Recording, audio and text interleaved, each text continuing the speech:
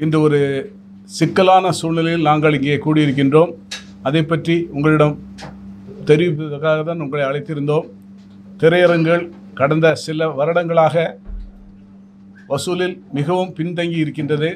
அதற்கு பல காரணங்கள் இருந்தாலும் ஒரு சில காரணங்களால் நாங்கள் மிகவும் பாதிக்கப்பட்டிருக்கிறோம். ஆகவே எங்கள் குறைகளை முதலமைச்சருக்கு நாங்கள் இன்று ஒரு விண்ணப்பம் மூலம் தெரிவித்திருக்கின்றோம். அதை உங்கள் மூலமாக இன்னும் வெளிச்சத்திற்கு கொண்டு வந்தால் எங்களுக்கு ஒரு பெரிய விடிவு காலம் கிடைக்கும். திரையரங்குகள் நடத்தப்படவில்லை என்றால் திரையுலகம் ஸ்தம்பித்துவிடும். ஆகவே நீங்கள் அதை உங்களது பத்திரிகைகளும் தொலைக்காட்சிகளிலும் எங்களது கோரிக்கைகளை நீங்கள் வெளிப்படுத்த வேண்டும் என்று உங்களை கேட்டுக்கொள்கின்றேன்.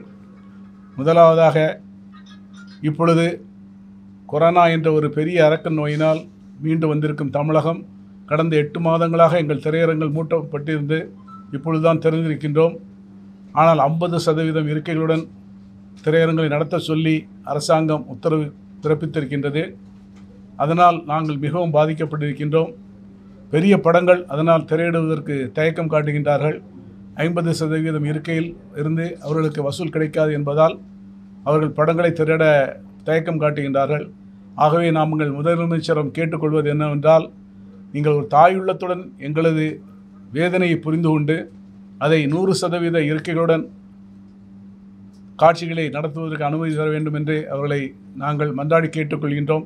ஏனென்றால் பேருந்துகளிலெல்லாம் 100% அனுமதித்து கொடுத்து விட்டார்கள். அதுபோல் திரையரங்குகளுக்கும் 100% இருக்கையுடன் படங்களை திரையிடுவதற்கு அனுமதி கொடுக்க வேண்டும் என்று நாங்கள் கேட்டுக்கொள்கின்றோம். அது மட்டுமல்லாமல் பல கோரிக்கைகள் அரசாங்கத்திடம் ரொம்ப நாளாக நிலுவையில் இருக்கின்றது. அதில் குறிப்பாக லோக்கல் பாடி டேக்ஸ், அதாவது ஜிஎஸ்டிக்கு மேல் ஒரு 8% கேளிக்கை வரி என்று தமிழகத்தில் உள்ளது. இந்தியாவில் எந்த மாநிலத்திலும் இல்லாத அளவுக்கு தமிழகத்தில் மட்டும்தான் இருக்கின்றது. அந்த வரியை நீக்க வேண்டும் என்று நாங்கள் கடந்த 2 வருடங்களாக அரசாங்கத்திடம் கேட்டுக்கொண்டிருக்கின்றோம்.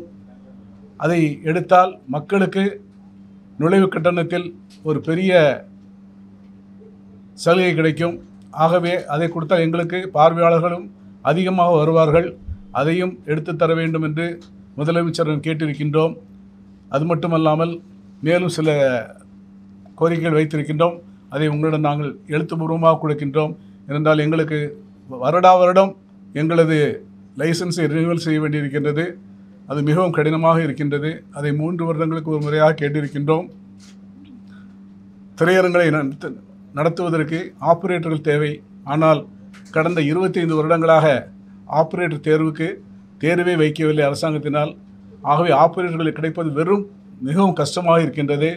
அது மட்டுமல்லாமல் இப்பொழுது டிஜிட்டல் முறையில்தான் படங்கள் திரையிடப்படுகின்றது. அதற்கு ஆப்ரேட்டர்களே தேவையில்லை. ஆகவே அதை வேறு விதமாக எங்களுக்கு ஒரு சலுகை கொடுத்து ஆப்ரேட்டர் லைசன்ஸிலிருந்து எங்களை நீக்கி வேறு குவாலிஃபைடு டெக்னீஷியன்ஸை வச்சு நடத்திக்கொள்ளலாம் என்று கேட்டிருக்கின்றோம். பெரிய திரையரங்குகளை சிறிய திரையரங்காக மாற்றினால் இப்பொழுது 1000 தியேட்டர்கள் தான் தமிழகத்தில் இருக்கின்றன. அப்படி ஒரு சலுகை கொடுப்பதற்கு அவங்க அரசாங்கம் அனுமதி அளித்தால் கிட்டத்தட்ட 2200 திரையரங்குகள் வரும். படங்கள் திரையிடுவதற்கு கிடைக்கவில்லை என்று தயாரிப்பாளர்கள் புலம்பிக் கொண்டிருக்கின்றார்கள். அவர்களுக்கு படங்கள் கிடைக்கும். எங்களுக்கும் அது ஒரு பெரிய லாபத்தை தரும். அதையும் கேட்டிருக்கின்றோம். அதை முதலமைச்சர் அவர்கள் கருணை உள்ளத்தோடு எங்களுக்கு ஒரு உத்தரவை பிறப்பிக்க வேண்டும் என்று கேட்டுக்கொள்கின்றோம். இப்பொழுது இந்த கொரோனா பீரியடுக்கு அப்புறம் ஆந்திராவிலும் தெலுங்கானாவிலும் புதிய சலுகைகளை கொடுத்திருக்கின்றார்கள். அதில் முக்கியமாக ஜிஎஸ்டி வரியை 10 கோடிக்கு கீழே தயாரிக்கின்ற படங்களுக்கு மாநில ஜிஎஸ்டி எடுத்து விட்டார்கள். அதேபோல் தமிழகத்திலும் செய்தால் பல திரைப்படங்கள் தயாரிப்பாளருக்கு பெரிய லாபத்தை கொடுக்கும். திரையரங்குகளுக்கும் அது பெரிய உதவியாக இருக்கும். அதையும் முதலமைச்சர் அவர்கள் கருணை கொண்டு பரிசீலிக்க வேண்டும் என்று கேட்டுக்கொள்கின்றோம். மேலும் லைசன்ஸ்கள் திரையரங்குகளுக்கு பெரிய திரையரங்குக்கு 10 லட்சம் ரூபாயும் சிறிய திரையரங்குகளுக்கு 5 லட்சம் ரூபாயும் வட்டி இல்லாத கடன் வழங்குவதற்கு அரசாங்கம் உத்தரவு பிறப்பித்திருக்கிறார்கள். ஆந்திராவிலும் தெலுங்கானாவிலும் அதையும் தமிழகத்தில் செய்து எங்களுக்கு ஏகப்பட்ட நஷ்டத்தை 8 மாதங்களில் நாங்கள் சந்தித்து விட்டோம். திரையரங்களை நடத்துவதற்கு பணம் இல்லாமல் நிறைய திரையரங்குகள் இன்னும் திறக்கப்படாமல் இருக்கின்றன. அதையும் செய்து தர வேண்டும் என்று முதலமைச்சர் அவர்களை மிகவும் கனிவோடு கேட்டுக்கொள்கின்றோம். இந்த 8 மாதங்களில் லைசன்ஸை ரெனியூவல் பண்ணுவதற்கு நிறைய திரையரங்கால் முடியவில்லை. அதையும் ஒரு வருடம் எல்லா தியேட்டர்களுக்கும் ஆட்டோ ரெனியூவல் பண்ண வேண்டும் என்று இன்று கூட பார்த்தீர்கள் என்றால் எஃப்சி போன மாதம் எந்த வாகனங்களுக்கெல்லாம் எஃப்சி முடிந்ததோ அவர்களுக்கெல்லாம் இந்த 31ஆம் தேதி வரை நீட்டித்து கொடுக்கின்றார்கள். அரசாங்கம் எல்லா துறைக்கும் முதலமைச்சர் அவர்கள் எல்லா துறைக்கும் நிறைய சலுகைகள் கொடுத்திருக்கின்றார்கள். அதுபோல் எங்களுக்கும் வாழ வைப்பதற்காக இந்த குறைகளை நிவர்த்தி செய்து எங்களை வாழ வைக்க வேண்டும் என்றால் அவரை கேட்டுக்கொள்கின்றோம். இதை உங்கள் மூலமாகவும் நாங்கள் ஏற்கனவே முதலமைச்சருக்கு இதை நாங்கள் காலையில் கொடுத்து விட்டோம். இருந்தும் உங்கள் மூலமாக இது சென்றால் இன்னும் எங்களுக்கு பலன் கிடைக்கும் என்று நினைக்கின்றோம். அதுதான் எங்கள் இந்த ப்ரெஸ் மீட்டின் முக்கிய குறிக்கோள். இல்லை, இன்று நாங்கள் அவங்க அலுவலகத்தில் தான் கொடுத்திருக்கிறோம். நாங்கள் அப்பாயின்மெண்ட் கேட்டிருக்கின்றோம். இன்னும் 2-3 நாளில் எங்களுக்கு கிடைக்கும். கண்டிப்பாக அதுக்கு தான் முயற்சி. அவர் பெரிய நடிகர் நபரில் தனியாக சென்று விட்டார். அவரையும் கூட்டிக் கொண்டு நாங்கள் தயாரிப்பாளர்கள், திரையரங்கு உரிமையாளர்கள், விநியோகஸ்தர்கள், நடிகர்கள் எல்லோரும் சேர்ந்து திரும்பவும் பார்க்க இருக்கின்றோம். அதற்குள் முதலமைச்சர் நல்ல செய்தி சொல்லலாம். அதை நாங்கள் ஆவலுடன் எதிர்பார்த்து கொண்டு இருக்கின்றோம். ஆகவே நாங்கள் எல்லோருமே சென்று எங்கள் குறைகளை சொல்வதற்கு தயாராக அதான் ஒரு முயற்சி எடுத்துக்கொண்டு இருக்கின்றோம். சார், அது ஒரு பெரிய தவறான ஒரு அணுகுமுறை. அது ஏனென்றால் காட்டேரி படம் திரைக்கு வராததற்கு காரணம் அவர்களுடைய பொருளாதார சிக்கல். அதை எங்கேயும் நாங்கள் சொல்ல தயாராக இருக்கின்றோம். அவர்களுடைய பொருளாதார சிக்கலினால் அவர்கள் படம் திரையிடப்பட முடியவில்லை. அதை மறைப்பதற்காக திரையரங்களுக்காக கொரோனாவில் பரவுகின்றது என்று இவர் சொல்லுகின்றார். ஆனால் அரசாங்கத்தின் அறிக்கைகளை பார்த்திருந்தால் இந்த கொரோனா 2 வேவ்ஸ் எங்கேயுமே இந்தியாவில் இல்லை என்று அரசாங்கம் சொல்லுகின்றது. ஆனால் ஞானவேல் ராஜா சொல்லுகின்றார் கொரோனாவுக்காக நான் பயந்து திரையிடவில்லை என்று. அவருக்கு பணம் சிக்கல், படம் திரையிட முடியவில்லை, திரையரங்கள் கிடைக்கவில்லை. இந்த 2 காரணங்களால் தான் அவர் படத்தை ரிலீஸ் பண்ணவில்லை. அவர் இதை மீறி ஓடிடியில் ரிலீஸ் பண்ணால் ஃபைனான்சியல் கொடுக்காமல் படத்தை நேராக அங்கு கொடுத்து விடலாம் என்று பார்க்கின்றார். ஆகவே அவருடைய தவறான கருத்து. கொரோனா இந்த 7 படம் போன வாரம் வெளியிடப்பட்டிருக்கின்றது. அவர்களெல்லாம் ப்ரொடியூசர் இல்லையா? அவங்களுக்கெல்லாம் கொரோனா பற்றி தெரியாதா? இவருக்கு மட்டும்தான் தெரியுமா? இது ஒரு தவறான அவருடைய தவறான எங்களை பற்றி ஒரு அவதூறு பரப்ப வேண்டும் என்று அவருடைய எண்ணம். ஏனென்றால் அவரும் அவர் குடும்பத்தாரும் தமிழகத்தில் உள்ள திரையரங்குகளை எல்லாம் மூடிவிட்டால் தாங்கள் மட்டும் ஓடிடியில் கொடுத்து படங்களை ஜெயித்து விட வேண்டும் என்று ஒரு தவறான எண்ணத்தில் இருக்கின்றார்கள். நாங்கள் அதை கண்டிப்பாக முறியடித்து நாங்கள் ஜெயித்து வருவோம். கண்டிப்பாக அது ஒரு தவறான இது. அவர்கள் தங்கள் தவறுகளை கண்டிப்பாக திரையரங்கள் திறக்கப்பட்ட பிறகு திரையரங்கள் ரிலீஸ் ஆகும் படங்கள் தான் வெற்றியடையும். அதுதான் மக்களால் விரும்பப்படும். அன்றைக்கு காலகட்டத்தில் ஓடிடி மக்கள் கண்டிப்பாக விரும்ப மாட்டார்கள். திரையரங்குகளுக்கு அப்புறம் தான் ஓடிடி விரும்புவார்கள். தங்களுடைய தவறுகளை திருத்துவார்கள் என்ற நம்பிக்கை எங்களுக்கு இருக்கின்றது.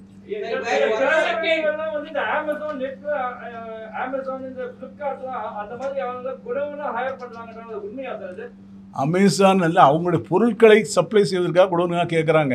அது தியேட்டரையும் கேட்குறாங்க, சாதாரண பில்டிங் கேட்குறாங்க. அதற்கு இதற்கு சம்மந்தம் இல்லை.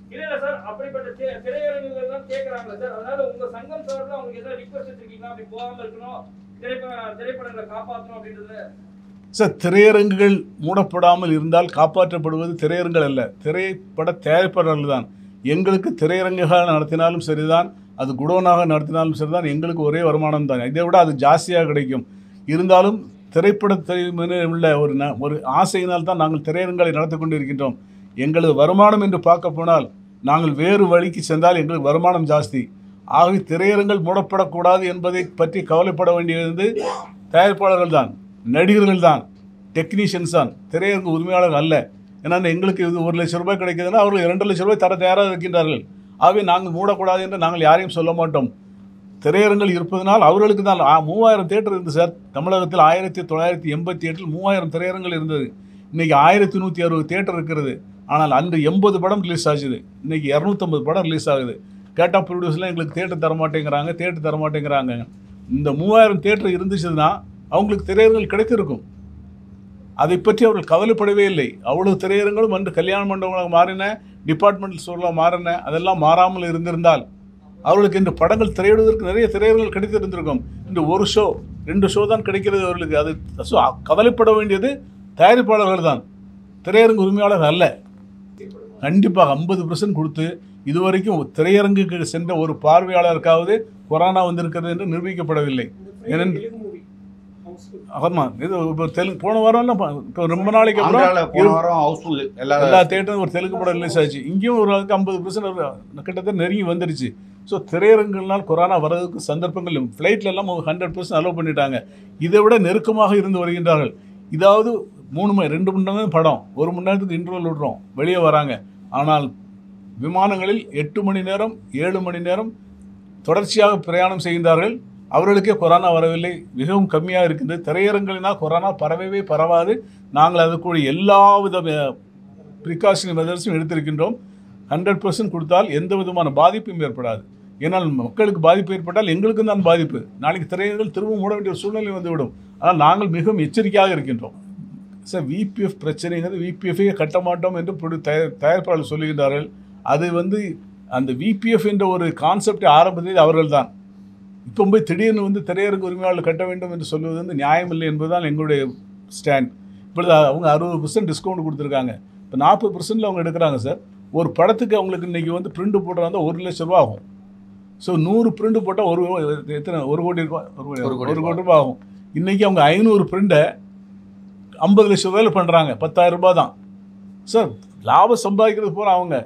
அன்னைக்கு அதுக்காக தான் அவங்க எல்லாரும் எங்களை நாங்கள் பணம் கட்டிக்கிறோம், நீங்கள் டிஜிட்டலுக்கு மாறுங்கன்னு சொன்னது அவங்க. நாங்கள் மாறலை. நாங்கள் பழைய மோனோ ப்ராஜெக்ட்லேயே ஓட்டிக்கிட்டு தான் இருந்தோம். நீங்கள் நீங்கள் டிஜிட்டல் ப்ராஜெக்ட் போடுங்க, நாங்கள் பணம் கட்டிக்கிறோம்னு சொல்லி எங்களை சொல்லிவிட்டு இன்றைக்கி நல்ல எல்லாம் மாறின பிறகு இன்னும் மோனோ ப்ராஜெக்ட் நாங்கள் போக முடியாத ஒரு சூழ்நிலை வந்த பிறகு நாங்கள் பணம் கட்ட மாட்டேன்னு சொல்வதை நாங்கள் ஏற்றுக்கொள்ள மாட்டோம். சார், தேட்டருக்கு வரதுக்கு நாங்கள் எந்த பிளானையும் வைக்க வேண்டியதே இல்லை. ரசிகர்கள் பெரிய படங்கள், பெரிய ஆர்டிஸ்ட் படம் வந்தால் அவர்களே வந்து விடுவார்கள். இதுக்கு நாங்கள் அழைக்க வேண்டிய அவசியமே இல்லை. இந்த படத்தை, மாஸ்டர் படத்தை திரையரங்கில் தான் திரையிடுவேன் என்று சொன்ன விஜய்க்கு தான் நாங்கள் முதலில் நன்றி செலுத்த கடமைப்பட்டிருக்கின்றோம். அவர் கண்டிப்பாக நான் ஓடிடிக்கு படத்தை கொடுக்க மாட்டேன் என்று கூறிவிட்டார். அவர் மட்டுமில்லை, சகோதரர் தனுஷ், சகோதரர் சிம்பு இவரெல்லாம் திரையரங்குக்கு வர தயாராகிவிட்டார்கள்.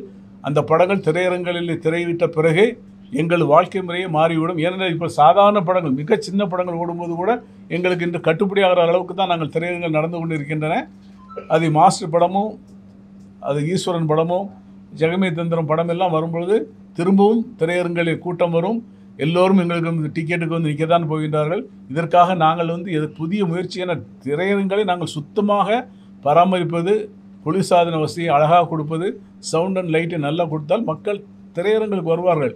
ஏனென்றால் திரையரங்கில் பார்ப்பதை தான் மிக முக்கியமாக மக்கள் விரும்புகின்றார்கள்.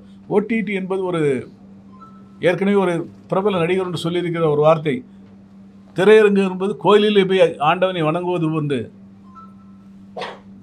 ஓடிடியில் பார்ப்பது சூரியல் தொங்குகின்ற ஒரு ஆண்டவன் படத்தை பார்ப்பது போன்று. ஆகவே கோயிலில் சென்று பார்த்து சாமியை வணங்கினால்தான் அதற்கு பலன் கிடைக்கும். இது அல்ல என்று சொன்ன மாதிரி திரையரங்குகள் தான் இதன் மூலாதாரம். திரையரங்கில் ரிலீஸ் ஆகாத படங்கள் இப்பொழுது இந்த 8 மாதத்தில் ஒரு 7-8 படங்கள் தான் ஓடிடியில் வந்தது. அந்த படங்களை பற்றி மக்கள் யாரும் பேசவே இல்லை. இதே இந்த படங்கள் திரையரங்கில் திரையிடப்பட்டிருந்தால் இன்று அது ஒரு பெரிய ஒரு டாக் வந்திருக்கும்.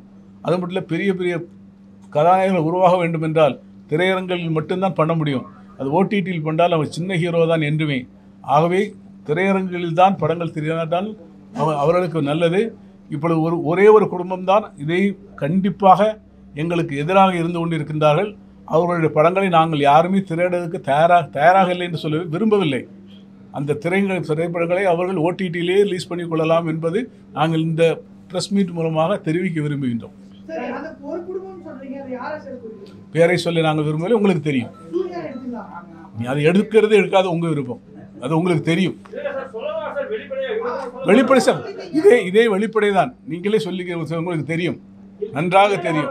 ஏனென்றால் ஓடிடியில் படத்தை கொண்டு ஒரு பெரிய, அதாவது அவர் முதலில் சினிமாவுக்குள் வரும்பொழுது 3ஆம் தர கதாநாயகனாக தான் வந்தார். எங்கள் திரையரங்கில் நின்று அவர் உள்ளே விடமாட்டேன் என்று சொன்னதெல்லாம் எனக்கு ஞாபகம் இருக்கின்றது. இன்று அவர் பெரிய நடிகராக மாறியது. ரசிகர்கள் அவரை கொண்டாடினார்கள், பாலாபிஷேகம் செஞ்சார்கள். ஆனால் அதையெல்லாம் கட் பண்ணிவிட்டு திரையரங்குகள் அவருக்காக எவ்வளவு பாடுபட்டார்கள் என்று அவருக்கு தெரியும். ஆனால் தான் மட்டும் இருக்க வேண்டும், 1100 திரையரங்குகள் மூடப்பட வேண்டும் என்று நினைத்து அவர் எண்ணத்தை நாங்கள் பாராட்டுகின்றோம். அவர் என்றுமே ஓடிடி ஹீரோவாக இருக்க வேண்டும் என்று நாங்கள் வேண்டிக் கொள்கின்றோம். திரையிட மாட்டோம் என்று சொல்லவில்லை, திரையிட விரும்பவில்லை என்று சொல்கின்றோம்.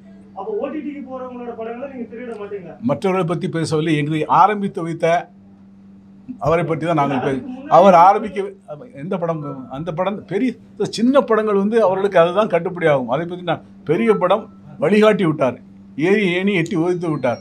ஆகவே அவர்கள் சம்பந்தப்பட்ட படங்களை திரையிட தமிழகத்தில் உள்ள எந்த திரையரங்களுமே தயாராக இல்லை.